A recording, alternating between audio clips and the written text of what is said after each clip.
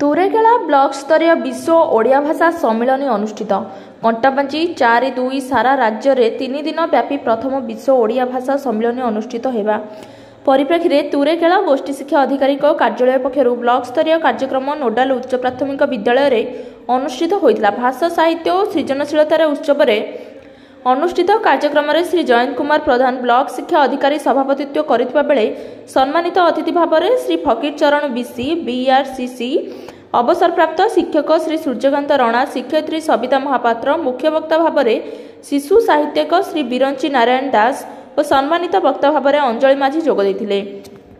कंटामाझी आंचलिक संयोजक श्री दिनेश महानंद सभा परिचालना श्री धनसिंह माझी स्वागत अभिभाषण और श्री अनुप कुमार दास धन्यवाद अर्पण करथिले।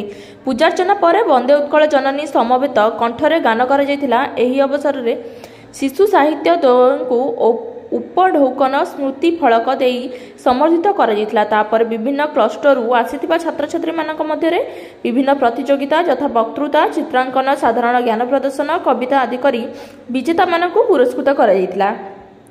जो माने प्रथम स्थान अधिकार करथिले सेमाने जिला स्तर रे कार्यक्रम रे जोग देबाकू कुआ जायतिला।